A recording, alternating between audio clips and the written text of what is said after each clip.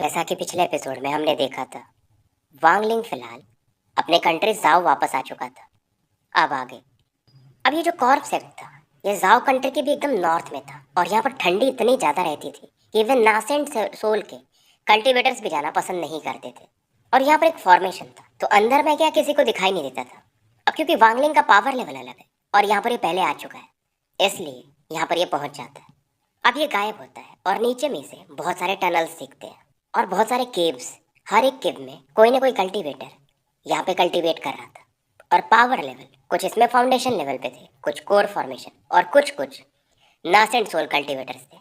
अब ये जो बीच वाला एक केव था, उस पर वांगलिंग का डिवाइन सेंस ज़्यादा फोकस होता है, जहाँ पर एक बंदा जिसका नाम ली किंगपिंग है, वो शांति से कल्टीवेट कर रहा था। और ये बंदा फिलहाल यहाँ वाले ब्रांच का सेक्ट मास्टर था और पावर लेवल नासेंट सोल के लेट फेज में था। और इसका प्लान ये था कि ये जल्दी से सोल फॉर्मेशन लेवल पे पहुंचे, नहीं तो इनका एक मिस्ट्री है, अगर मैंने आपको बताया भी है शायद पहले, कि इनका जो पपेट रहता है, यानी कि जो लाश ये लेके घूमते हैं, उसके अंदर भी एक सोल होता है। और अगर ये टाइम पे नहीं पहुंचा तो वो सोल इसकी बॉडी को कवर कर लेगा, तो इसका सोल कहाँ जाएगा। इसलिए अगर ये सोल फॉर्मेशन पे पहुंच जाएगा तो जो पूरे प्लेनेट सुजाकू का हेडक्वार्टर है कॉर्प सेक्ट का, वो इसको एक नई बॉडी देंगे। तो फिलहाल ली किंगपिंग ये वांगलिंग को डिटेक्ट नहीं कर पाता है, लेकिन इसके आसपास जो ब्लैक फॉग था उसमें दो आंखें बनती हैं जो कि मानो डरी हुई थी। अब किंगपिंग इस गैस से बोलता है कि सीनियर कुछ बात है क्या, लेकिन फिलहाल वांगलिंग की आवाज़ आती है कि तुम एक इंटरेस्टिंग बंदे हो, हालांकि तुम्हारा पावर लेवल सोल फॉर्मेशन के मिड फेज में है, फिर भी तुमने मुझे डिटेक्ट कर लिया। ये वांगलिंग उस ब्लैक फॉग से बोलता है। अब वांगलिंग के औरा की वजह से ये बंदा कांपने लगता है और बोलता है मुझ पर रहम करिए सीनियर। और मैं आपको नोटिस इसलिए कर पाया क्योंकि शायद आपका कल्टीवेशन मेथड और मेरा भी डिवाइन सेंस से रिलेटेड है। अब वांगलिंग इससे डिवाइन सेंस के थ्रू बात करता है कि तुम कौन से सेक्ट से हो। अब ये बंदा बताता है कि मैं प्लेनेट सुजागू का हूँ ही नहीं, मैं माइली सेक्ट का हूँ, जो कि प्लेनेट टियान युवान पे है। मेरी बॉडी लॉस हो गई थी, मतलब बैटल में हार गया होगा, तो मैंने कॉर्प सेक्ट को बहुत सारे पैसे दिए थे ताकि एक बॉडी खरीद सकूं, और फिलहाल मुझे ये जगह मिला है। तो ये बंदा भी क्या करने वाला था कि जैसे ये जो पी किनिंग है, ये सोल फॉर्मेशन के आसपास रहेगा तो इसकी बॉडी को एक्वायर कर लेगा। लेकिन वांगलिंग उससे में पूछते हैं अगर तुम टियान युवान से हो तो वहाँ पर भी तो कॉर्प सेक्ट के ब्रांचेज हैं, तुम यहाँ क्या कर रहे हो। ये बंदा समझ जाता है और कहता है सीनियर गुस्सा मत हो, और बताता है कि टियानी वन पे अगर मैं रिकवर होना चाहूँ तो खर्चे काफ़ी हैं और मैं उतना है नहीं मेरे पास। हालांकि यहाँ पर समय ज़्यादा लगेगा लेकिन पैसे कम लगेंगे। अब वांगलिंग इससे इसका नाम पूछता है तो ये बताता है काओ ये डाओ। अब वांगलिंग अपने डिवाइन सेंस को ली किनपिंग के आसपास फैलाता है। अब ये जो काओ ये डाओ था ये पीछे भागने लगता है। अब क्योंकि इसका कनेक्शन ली किनपिंग से कट जाता है तो ली किनपिंग भी फाइनली बोलता है ये कौन है। लेकिन जब ली किनपिंग सामने वाले बंदे की तरफ देखता है तो मानो उसका नासेंट सोल तबाह होने वाला हो। एक अलग ही पेन ये फील करता है और वांगलिंग इस बंदे से कहता है तुम शांत बैठो, और इसका पूरा फोकस काव योडाओ पर था। किनपिंग समझ जाता है कि ये आराम से सोल ट्रांसफॉर्मेशन पे होंगे। अब वांगलिंग अपने डिवाइन सेंस से काव योडाओ को बांधने लगता है। वो फिर से चिल्लाता है कि मैं कॉर्प सेक्ट का एक कस्टमर हूँ और अगर आप मुझे रिफाइन करोगे तो कॉर्प सेक्ट छोड़ेगा नहीं आपको। वांगलिंग कहता है तुम्हें किसने कहा कि मैं तुम्हें रिफाइन करना चाहता हूँ, तुम्हें एक ट्रेजर बनाना चाहता हूँ, तुम उसके लायक भी नहीं हो। अब कायुडाव डर रहा था और पूछता है सीनियर आप कुछ करना चाहते हो क्या, आप मुझसे कुछ चाहते हो क्या। वांगलिंग इससे शांति से कहता है और एरोगेंटली कि 100 साल के लिए मेरे दास बन जाओ, 100 सालों के बाद मैं तुम्हें एक सोल ट्रांसफॉर्मेशन लेवल की बॉडी को गिफ्ट कर दूंगा, मानते हो। कायुडाव भी चौंक जाता है क्योंकि भाई सोल ट्रांसफॉर्मेशन लेवल की बॉडी बहुत मुश्किल से मिलती है, क्योंकि अगर इसकी बॉडी सोल ट्रांसफॉर्मेशन की होगी तो इसका सोल भी समय के साथ उस लेवल पे पहुंच ही जाएगा। अब ये बंदा बोलता है कि आपको मुझे बस एक प्रॉमिस करना पड़ेगा कि मैं इन 100 सालों में मरूंगा तो नहीं। वांगलिंग भी शांति से कहता है जब तक मैं नहीं मरूंगा तुम भी नहीं मरोगे। अब काव युडाओ मान जाता है और वांगलिंग को मास्टर बोलता है। वांगलिंग बोलता है मुझे तुमसे कोई काम बड़ा नहीं करवाना है, मुझे बस प्लेनेट टियानी वान के बारे में जानना है। इधर वांगलिंग एक ऑरा घुमाता है और ली किनपिंग बेहोश हो जाता है। अब काव युडाओ भी समझ चुका था कि वांगलिंग को शायद टियानियन प्लेनेट पे जाना है और ये पूछता भी है। वांगलिंग कंफर्म करता है कि जब मैं उस प्लेनेट पे जाऊंगा, क्योंकि तुम वहाँ के मूल निवासी हो तो तुम्हें हर एक चीज़ पता होगा। और वांगलिंग फिलहाल इसे एक सोल फ्लैग के अंदर रख लेता है। अब वांगलिंग अंदर में आगे बढ़ता है और कोई इसे डिटेक्ट नहीं कर पाता है। और जहाँ पर वांगलिंग ने कई 100 साल पहले कल्टीवेट किया था ये उस जगह पे था, लेकिन उस गुफा में आज कोई और था, एक लड़की। और ये लड़की काफ़ी तेज़ी से ये एनर्जी को एब्जॉर्ब कर रही थी। अब यहाँ पर जो स्मॉल होल्स थे जहाँ पर वांगलिंग पहले घुस भी नहीं पाया था, यानी इसका डिवाइन सेंस भी, वहां पर ये आराम से घुस जाता है। और इसे याद आता है कि उस समय जब ये ट्राई कर रहा था तो अंदर से एक आवाज भी आई थी कि मुझे बचा लो, और इस बार भी सेम आवाज आती है। वांगलिंग हैरान था। फिलहाल वांगलिंग अंदर पहुंच चुका था जहाँ पर एक बहुत बड़ा सा कॉफिन था, और इस कॉफिन के अंदर से एक पावरफुल इन ऑरा लीक हो रहा था। आवाज बार बार आ रही थी कि सेव मी। वांगलिंग और अंदर जाता है क्योंकि ये होल से इन सब चीजें देख रहा था, और यहाँ पर इसे ब्लू गैस दिखाई देती है जो कि मानो एक दरवाजा का शेप ले रही थी, और पूरा एरिया सील था। हालांकि यहाँ पर इन ऑरा काफी पावरफुल थी, यानी कोल्ड ऑरा, पर वांगलिंग को ज्यादा फर्क नहीं पड़ता, और गैस इतनी ज्यादा थी ये वांगलिंग इन्हें हटाता था फिर से ये जमा हो जाती थी। अब वांगलिंग सेलेस्टियल जेड को यूज करता है और ये जो ऑरा थी इन्हें साइड करने लगता है, और फाइनली जब ये गैस वगैरह हटती है तो इसे बीच में हवा में तैरते हुए एक ब्लू कलर की बॉडी दिखाई देती है, और इस बॉडी पर कुछ पर्पल ग्रीन कलर के प्लांट्स थे, और इन प्लांट्स की वजह से वो ब्लू गैस और फिर उसके बाद व्हाइट फॉग बन रहा था। और इन ओल्ड मैन के, यानी ये जो भी होंगे, इनके फोरहेड पर एक कुल्हाड़ी को देखा जा सकता है। ये संकेत था, ये जायन डेमन क्लैन के फाउंडिंग एंसेस्टर थे, और इन्होंने ही अपनी कुल्हाड़ी से 3 9 लीफ के समन्स उस समय मारे थे, क्योंकि 9 लीफ समन्स एसेंडेंट लेवल के कल्टीवेटर्स के बराबर माने जाते हैं। और आवाज बार बार वांगलिंग के कानों में जा रही थी, सेव मी। फिलहाल वांगलिंग इस कॉल को इग्नोर करता है और इस बॉडी के थोड़ा करीब जाता है जिसमें एक पावरफुल फोर्स को ये फील कर रहा था, और यहाँ पर एक फॉर्मेशन बना हुआ था इस बॉडी के आसपास जो कि इस बॉडी का जो पावरफुल हो रहा था उसे एब्जॉर्ब कर रहा था और उसे यिन एनर्जी में बदल रहा था। और वांगलिंग के हिसाब से ये बॉडी एंशिएंट गॉड इतना लेवल पे नहीं है, लेकिन करंट वांगलिंग से बहुत ज़्यादा स्ट्रांग है। यानी अगर वांगलिंग की जो एंशिएंट गॉड बॉडी है 3 स्टार वाली, उससे भी कहीं ज़्यादा, आराम से 5 या 6 स्टार के एंशिएंट गॉड बॉडी के बराबर ये बॉडी है। और जो आवाज़ आ रहा था वो और ज़्यादा तेज हो जाता है, सेव मी सेव मी। मानो ये जो एंसेस्टर थे वांगलिंग को नोटिस कर चुके थे। अब वांगलिंग इस बॉडी के काफ़ी करीब था, और जैसे टच करने के लिए बढ़ता है तो इस बॉडी पर जो वो प्लांट्स थे वो मानो जड़ से उखड़ने लगते हैं और वांगलिंग पर अटैक करने लगते हैं। और जो बॉडी थी मानो वो काफ़ी पेन में थी इस चीज़ की वजह से। अब वांगलिंग अपने बॉडी को फ्लेम से कवर कर लेता है, और इन प्लांट्स को भी डिस्ट्रॉय नहीं करना चाहता था क्योंकि ये समझ रहा था कि बेसिकली इनके अंदर रेस्ट्रिक्शन है जो कि इसके काम आएंगे, और अगर सील डिस्ट्रॉय हो गया तो क्या पता ये एंसेस्टर वांगलिंग को भी मार सकते हैं। अब वांगलिंग यहाँ पर अपने सेलेस्टियल स्वॉर्ड को निकालता है ताकि इनके ब्लड को ले सके एंसेस्टर के, लेकिन जब ये तलवार चलाता है तो बॉडी से जैसे ही टकराता है एक मानो मेटल से आवाज आती है और इसका तलवार 2-3 इंच पीछे अपने आप हट जाता है। वांगलिंग भी काफ़ी सरप्राइज था क्योंकि वो जो प्लांट्स थे आराम से जैंट की बॉडी में एंटर कर जा रहे थे, लेकिन इसका तलवार वो पहुंच भी नहीं पा रहा था। इधर वो जो पौधे थे वो वांगलिंग पर मानो पर्पल लाइटनिंग के साथ अटैक करते हैं, लेकिन वांगलिंग उन्हें भी काउंटर कर देता है। फिलहाल ये एक पौधे को उखाड़ लेता है और उसमें देखता है कि ग्रीन लिक्विड है, इसमें से एक सड़े हुए स्मेल आ रही है, और कई सारे पौधों को उखाड़कर इस जायंट की बॉडी में डालने लगता है जो कि इजीली जा रहे थे। लेकिन ये पौधे भी काफी खतरनाक थे, मानो वांगलिंग से छुड़ा लेते हैं और जायंट की बॉडी के अंदर अपने आप एंटर कर जाते हैं और गायब हो जाते हैं। अब वांगलिंग एक बॉटल निकालता है जो कि इसे सेलेस्टियल रियल्म से मिला था, जिसमें आराम से ये काफी प्रेसियस लिक्विड को रख सकता है। अब जो जायंट की बॉडी पर घाव थे वांगलिंग उन्हें प्रेश करता है, और कुछ जो ब्लड आता है उसे ये निकालने लगता है। फिर से आवाज आती है कि सेव मी, लेकिन वांगलिंग इग्नोर मारता है कि जब तक ये कुछ प्रॉमिस नहीं करेंगे तब तक ये इनकी हेल्प नहीं करेगा। ब्लड एक एक बूंद करके आ रहा था जो कि थोड़ा स्लो था, और फाइनली आवाज आती है कि सेव मी, मैं तुम्हें जायंट डेमन क्लैन का मेन ट्रेजर दूंगा। अब ट्रेजर सुनने के बाद भी वांगलिंग एकदम शांत था, क्योंकि इसे पता है इसने जायंट डेमन क्लैन के अभी वाले एंसेस्टर को मार दिया है और उनके पावरफुल लोगों को सील कर दिया है। और अगर ये वाले एंसेस्टर जो कि फर्स्ट एंसेस्टर है ये आज़ाद होंगे तो वांगलिंग को छोड़ेंगे नहीं, और ट्रेजर का नाम भी अभी तक इसे पता नहीं है।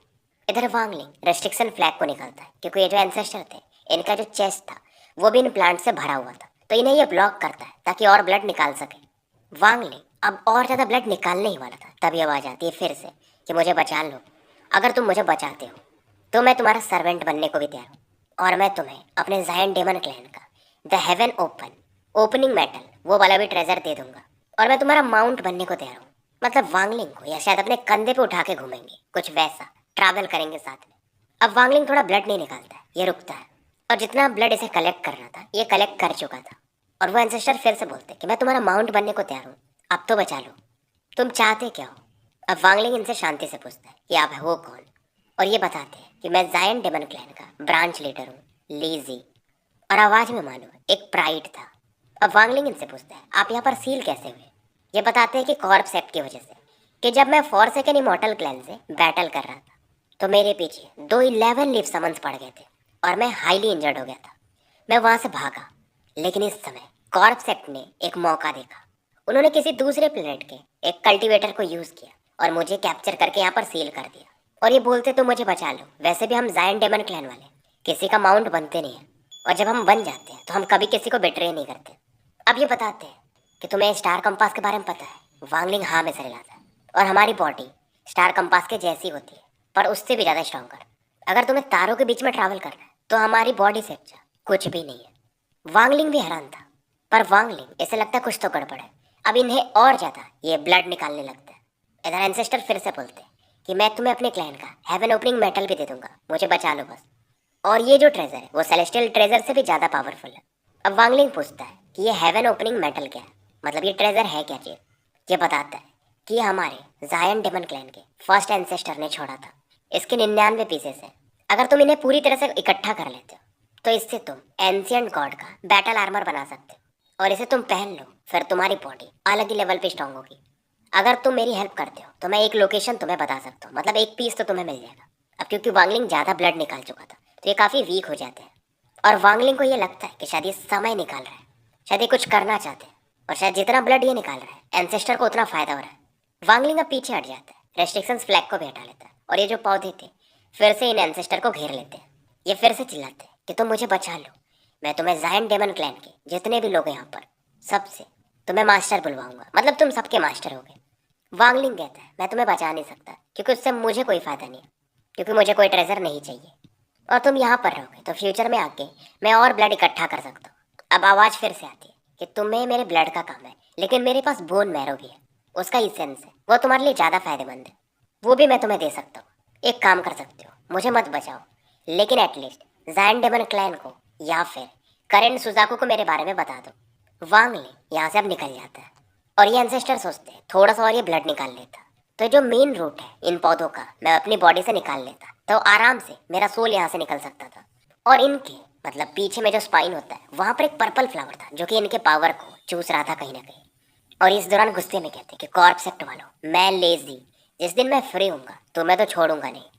वांगलिंग इधर जब बाहर निकलता है तो अंदर जाने से पहले इसने एक सोल फ्रैगमेंट को छोड़ा था, उसे ये वापस खींच लेता है।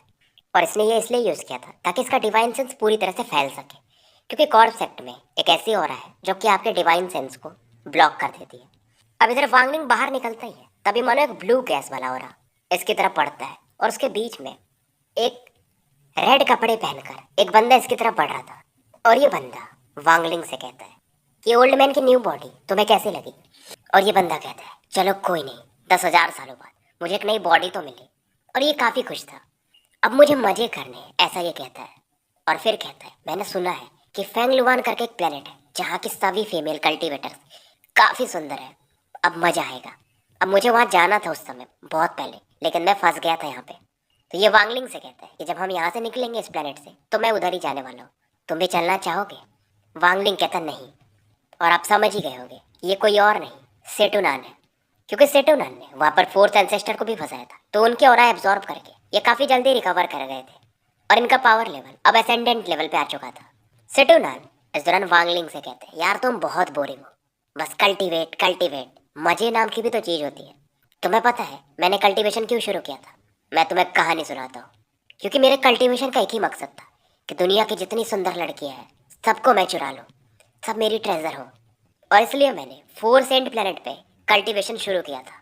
और जब मैं फाउंडेशन लेवल पे था तो मैं कल्टीवेशन को छोड़ना चाहता था, और मैंने उस मौके का फ़ायदा उठाया। एक छोटी कंट्री पे मैं पहुंच गया जहाँ पे कोई कल्टीवेटर था ही नहीं, तो मैं वहाँ का राजा बन गया था और हर रात मजे करता था, हर दिन एक नई लड़की। और मैं वहाँ पर 10 सालों तक था। सेटुनान को अपने पुराने दिन याद आ रहे थे। अब वांगलिंग पूछता है कि फिर वहाँ से निकल क्यों गए? अब सेटुनान को गुस्सा आता है और ये कहते हैं तुम्हें क्या लगता है कि मैं निकलना चाहता था? वहाँ पर कुछ कोर फॉर्मेशन के बंदे आ गए तो मुझे भागना पड़ा, और उसके बाद मुझे कल्टीवेशन दोबारा शुरू करना पड़ा। और जब मैं कोर फॉर्मेशन पे पहुंचा तो फिर उनको भी निपटा के आया था, लेकिन ज़्यादातर को किसी और ने मार दिया था। और ये बताते हैं कि फिर मैं जब कोर फॉर्मेशन पे पहुंचा था तो एक रैंक 2 के कंट्री में जाके दिन रात मजे किया था, पार्टी पार्टी। और तभी की बात है, एक नासेंट सोल कल्टीवेटर, मेरी जो एक वाइफ थी, वाइफ इन द सेंस मतलब जिनके साथ मैं रहता था, उसे अपना कल्टीवेशन फर्नेस बनाना चाहता था, यानी उसे यूज करना चाहता था। और फिर मुझे भागना पड़ा क्योंकि मैं उसे हरा नहीं सकता था, क्योंकि मैं कोर फॉर्मेशन पे था। उसके बाद मैं फिर से कल्टीवेशन में गया, और जब मैं नासेंट के लेट फेज में पहुंचा तो वापस आया। उसके बाद नए कंट्री में गया, रैंक 3 की कंट्रीज में, वहां पे मजे किए। वांगलिंग भी हंसता है कि उसके बाद क्या हुआ, क्या तुम्हें एक सोल फॉर्मेशन का बंदा मिला? सेटुनान भी कहते हैं हाँ, नसीब खराब था। 10 साल ही मैंने मजे किए होंगे, तभी सोल फॉर्मेशन के बंदे उस एरिया में आ चुके थे। मैंने किसी को मार दिया था, जिसकी वजह से सोल फॉर्मेशन का कल्टीवेटर गुस्सा हो गया था। और ये जो सोल फॉर्मेशन का कल्टीवेटर था, मुझे लगभग मार ही दिया था। लेकिन तब फर्स्ट सुजाकू ने मेरी मदद की थी, और उस समय वो फर्स्ट सुजाकू बने नहीं थे।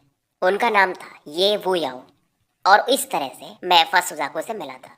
और उनका भी कल्टीवेशन लेवल ज़्यादा हाई नहीं था, तो वो मुझे भी नहीं बचा सकते थे। तो मैंने सुंदरियों को छोड़ा और अपनी ज़िंदगी के लिए भागने लगा। और मुझे एक चीज़ समझ में आया कि मुझे अलग लेवल पे जाना पड़ेगा। उसके बाद मैं फिर से क्लोज डोर कल्टीवेशन में गया, लाइफ को समझा और सोल फॉर्मेशन लेवल पे पहुंचा। और मैं कल्टीवेशन में तब तक रहा जब तक मैं सोल फॉर्मेशन के लेट फेज में नहीं पहुंच गया। वांगलिंग भी समझ रहा था यार, सेटोनान का कल्टीवेशन पाथ तो अलग ही है, मजे ही मजे। तो वांगलिंग को भी मजा आ रहा था स्टोरी में। तो ये पूछता है आगे क्या हुआ। सेटो बताते हैं कि उसके बाद क्या होना था। मैंने मेरा रिवेंज ले लिया। वो जो सोल फॉर्मेशन मिड फेज का बंदा था, उसे मैं मार दिया और फिर से लाइफ को एंजॉय करने लगा। लेकिन मुझे ज़्यादा दिन नहीं चले, ये वो याओ ने मुझे फिर से ढूंढा और कहा कि क्यों ना हम दोनों सेलेस्टियल रियल्म साथ में चलते, ताकि सेलेस्टियल जेड वगैरह इकट्ठा करें और मैं सोल ट्रांसफॉर्मेशन पे पहुंचूं। और हुआ वैसा भी, मुझे वहाँ पे जेड वगैरह मिले और मैं क्लोज डोर कल्टीवेशन में जाके सोल ट्रांसफॉर्मेशन लेवल पे पहुंच गया। और मेरा मकसद भी वही था कि मैं फिर से एक नई कंट्री जाऊँगा और राजे की तरह जिंदगी जीऊँ। लेकिन यार, वो मोटी चमड़ी वाला ये वो याओ, यानी कि फर्स्ट फर्स्ट सुजाकू, वो बोला यार 4 प्लेनेट सेंट प्लेनेट पे मज़ा नहीं है, क्यों ना हम एक नया रैंक 6 की कंट्री बनाते हैं और वहाँ पे तुम मज़े करना। और मैं उसके जाल में फंस गया। मतलब वो उनका दोस्त है, वो अलग सेंस में बोल रहा है। और फिर मैं और वो एक साथ कल्टीवेशन शुरू किया और सुजाकू कंट्री पर हम वापस आए। यहाँ पर वो लीडर बन गया। मतलब हमने रैंक 4 की कंट्री को बढ़ा करके रैंक 6 पर ले गए थे। हम दोनों उस समय तक एसेंडेंट लेवल पे पहुंच चुके थे और कल्टीवेशन अलायंस ने हमें सुजाकू प्लेनेट दे दिया था। और मेरा मकसद यही था कि मैं मजे करूंगा अब इस सुजाकू प्लेनेट पे भी। लेकिन ये फॉरसेकन इमॉर्टल क्लैन वाले यहाँ पर पहले से थे और उस समय वॉर छिड़ चुका था। और मेरा जो मकसद था कि फॉरसेकन इमॉर्टल क्लैन में कुछ सुंदर लड़कियाँ थी जिनके साथ मुझे मजे करने थे, और मजे किए भी। लेकिन उसी दौरान ये वो याओ ने खुद को सेक्रीफाइस कर दिया और कुछ पुराने दोस्तों के साथ फॉरसेकन इमॉर्टल क्लैन को सील कर दिया। मैं बहुत डिप्रेशन में था और प्लेनेट सुजाकू को छोड़ने वाला था, ताकि एक नई कंट्री को, एक नए प्लेनेट को ढूंढूं और राजे की तरह, राजकुमार की तरह उस प्लेनेट पे रहूं। लेकिन ये वो याओ, उसने मेरे खिलाफ भी प्लान कर दिया था और मुझे वचन दिलाया कि तुम सेकंड जनरेशन के सुजाकू बनो। और उसके बाद की स्टोरी तो तुम्हें पता ही है कि मेरी बॉडी डिस्ट्रॉय हो गई। मुझे हेवन डिफाइंग बेट के अंदर छिप के रहना पड़ा जब तक कि मैं तुमसे न मिला। तो मेरा मकसद वही है कि मेरे जो रिवेंज लेने हैं उन्हें ले लूँ और उसके बाद फेंगलुवान प्लेनेट पे मजे करूँ। और ये वांगलिंग को भी समझाते हैं कि कल्टीवेशन अच्छी बात है, लेकिन लाइफ कुछ ऐसा है कि जहाँ पर तुम मजे करो। अब वांगलिंग इन्हें समझाता है कि मेरा डाव और आपका डाव अलग है। और वांगलिंग एकदम शांत था, क्योंकि सेटुनान लाइफ को कैसे देखते हैं वांगलिंग वो समझ चुका था। और वांगलिंग अलग तरीके से देखता है। सेटुनान एकदम बिंदास आदमी है, केयर फ्री। लेकिन बहुत पहले से वांगलिंग का एक ही मकसद था, कल्टीवेशन। इसका मकसद ये था कि कल्टीवेशन का एंड पॉइंट क्या है, आखिरी लेवल क्या है। यहीं पर ये सेटू भाई से अलग था। वांगलिंग का मकसद था हेवेंस को जानना, उसकी सच्चाई को समझना। सेटू भी इस बच्चे की तरफ देखते हैं। वांगलिंग इनके लिए बच्चा ही था कि यार इस बच्चे को मैं कभी शायद समझा ही नहीं। लेकिन इस अपरिचितता में भी एक परिचय का इन्हें अनुभव होता है और ये समझते हैं कि वांगलिंग के डाव का एक अलग प्राइड है। और ऐसा एक्सप्रेशन, मतलब इतना शांत भाव इन्होंने एक ही बंदे पर इससे पहले देखा था, और वो थे फर्स्ट जनरेशन के सुजाकू, इनके पुराने मित्र ये वो याओ। और ये वो याओ को ये अपना बड़ा भाई मानते थे, टीचर भी मानते थे। सेटू वाला के बहुत प्राउड नेचर के थे, लेकिन क्योंकि ये वो युवा ने बचाया था इन्हें, तो एक अलग रेस्पेक्ट भी था। कुछ चीज़ें ये बयान नहीं करते थे, बस दिल में रखते थे। और ये जा भी रहते, लेकिन ये वो याओ के कहने पर ये इस जगह रुक जाते और सेकंड जनरेशन के सुजाकू बनते हैं। एक तरह से ये वो याओ के लिए इस प्लेनेट को गार्ड कर रहे थे। और वो सेम एक्सप्रेशन ये आज वांगलिंग पर देखते हैं। और सेटू के अंदर एक कॉम्प्लेक्स इमोशंस जन्म लेते हैं और कहते हैं छोड़ो इन सब बातों को, अभी जल्दी हो जाएगी, अभी फिलहाल ये काम है। कि तुम सुजाकू टॉम में जाओ और अपना जो सोल का एक हिस्सा है कल्टीवेशन प्लेनेट क्रिस्टल में उसे निकाल लो। नहीं तो अगर कल्टीवेशन प्लेनेट क्रिस्टल को फ्यूचर में कोई डिस्ट्रॉय करेगा तो तुम भी मारे जाओगे। लेकिन एक चीज़ याद रखना, सुजाकू टॉम में काफ़ी मिस्टीरियस पावर है और अभी के सुजाकू के अलावा वहाँ पर कोई भी एसेंडेंट कल्टीवेटर भी नहीं जा सकता। सोल ट्रांसफॉर्मेशन के लोग जा सकते हैं, यानी नीचे के लेवल के। तो इस चीज़ में मैं तुम्हारी मदद नहीं कर पाऊंगा। हाँ, अगर तुम फेल भी हो जाते हो तो भी मेरे पास एक तरीका है, हम तुम्हारा सोल का जो हिस्सा है वो निकाल लेंगे। लेकिन वो मेथड थोड़ा सा कॉम्प्लिकेटेड है, लेकिन अगर तुम सफल हो जाओ तो ज़्यादा सही है। वांगलिंग भी मान जाता है और सोचता है कि सुजाकू प्लेनेट पे इसका जो भी मैटर है वो लगभग ख़त्म है। जब मुझे कल्टीवेशन प्लेनेट क्रिस्टल मिल जाएगा तो मैं इसे छोड़ दूंगा। दुनिया बहुत बड़ी है और शायद सेटो हम फ्यूचर में फिर मिले। सेटो भी हंसते हैं और कहते हैं अभी ये जल्दी तुम कह रहे हो, बाद में हम इसके बारे में बात करेंगे। हम फ्यूचर में मिलेंगे और तुम मुझे देखोगे कि मैं फेंगलुआन प्लेनेट पे एक प्रिंस की तरह मजे कर रहा हूँ। अब वांगलिंग भी जरा पूछ लेता है कि सेटो एसेंडेंट लेवल के ऊपर क्या है। सेटो जो कि उड़ रहे थे वो भी रुक जाते हैं और एक भारी आवाज में कहते हैं और बोलते हैं एसेंडेंट लेवल के ऊपर जो चीज़ है उसके बारे में बहुत कम लोग जानते हैं। एसेंडेंट लेवल एक तरह से बहुत लोगों के लिए पीक है, लेकिन ये एक दरवाजा भी है। बहुत सारे लोग इसी पावर लेवल पे रुक जाते हैं और उनका कल्टीवेशन नहीं बढ़ता क्योंकि तब तक उनका लाइफ खत्म होने पे आ जाता है। लेकिन अगर तुम इस दरवाजे को तोड़ पाए, यानी अगले रियल में एंटर कर पाए, तो तुम्हारा लाइफ बहुत गुना बढ़ जाएगा। हेवेंस और अर्थ के बराबर नहीं होगा, लेकिन फिर भी बहुत। तो उसके बाद तुम अलग रियल पे चले जाते हो और मैं मरने से पहले नेक्स्ट रियल के बारे में कुछ चीज़ें समझ चुका था, यानी जब इसकी बॉडी डिस्ट्रॉय नहीं हुई थी, इसीलिए मैं अभी तक जिंदा था 10,000 सालों तक। लेकिन इसका मतलब ये नहीं कि मैं आगे भी जिंदा रहूँगा, क्योंकि अगर मैं ब्रेक थ्रू नहीं करूँगा तो मारा जाऊँगा।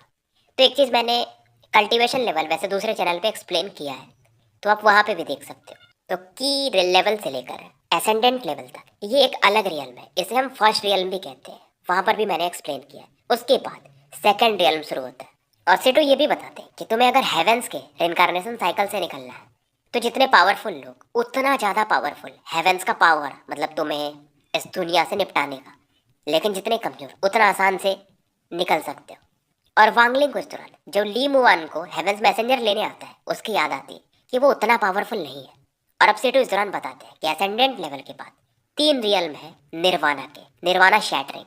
और ये बताते हैं कि फर्स्ट जनरेशन सुजाकू को 3 रियल्स ऑफ निर्वाणा के बारे में कल्टीवेशन अलायंस ने बताया था और उन्होंने मुझे बताया था, नहीं तो हम दोनों को पता ही नहीं चलता।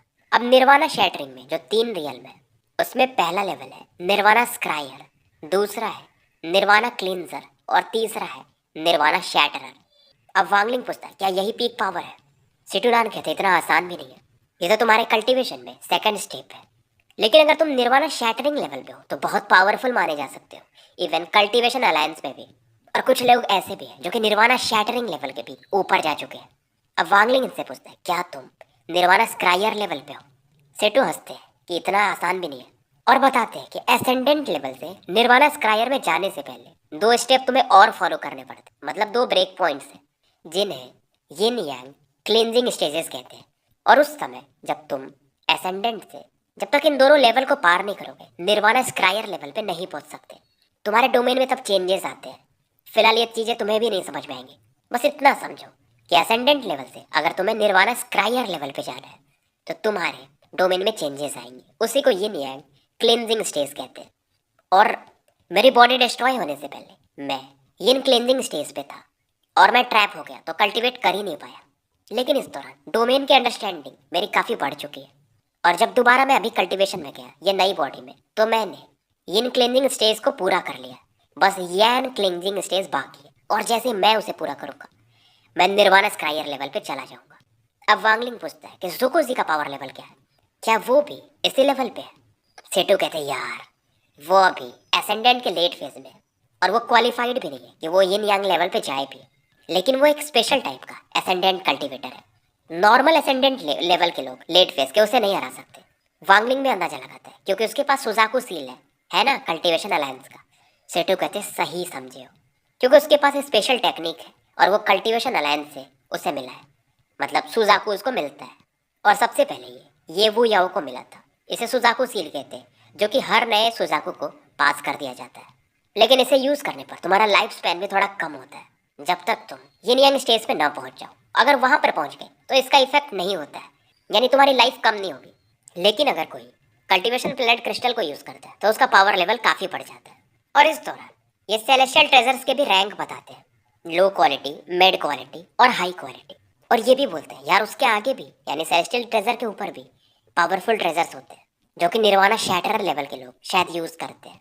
और शायद हेवन डिफाइंग बीड उसी लेवल का ट्रेजर है। इधर वांगलिंग इस दौरान अपने सेलेस्टियल स्वॉर्ड को बाहर निकालता है और सिटू से कहता है इसका लेवल बताओ। सिटूना इसे देखते ही चौंक जाते हैं, इसे टच करते हैं, एनालाइज करते हैं। और वांगलिंग वैसे भी सिटू पर काफी भरोसा करता था और सिटू इस पर अपने पावर को यूज करते हैं। तलवार और ज्यादा चमकता है और कहते हैं ये गुड स्वॉर्ड, इसे थोड़ा चला के देखते हैं। और कहते हैं ये तुम्हें कहाँ पर मिला। वांगलिंग बताता है सेलेस्टियल रियल्म के बारे में। और अब ये बताते हैं कि यह मिड क्वालिटी का सेलेस्टियल ट्रेजर है, क्योंकि इसके अंदर का स्वॉर्ड स्पिरिट नहीं है, नहीं तो इसका पावर लेवल शायद हाई लेवल पे जा सकता था। वांगलिंग कहता यार फिर तो सही नहीं है। सेटू कहते पागल आदमी है क्या तू, मिड क्वालिटी का ट्रेजर है सेलेस्टियल लेवल का, और क्या चाहिए। बहुत कम लोगों के पास ये ट्रेजर होते हैं। अब सेटू इस दौरान वांगलिंग के मजे लेते हैं और कहते क्यों नहीं ये तलवार तुम मुझे गिफ्ट कर दो।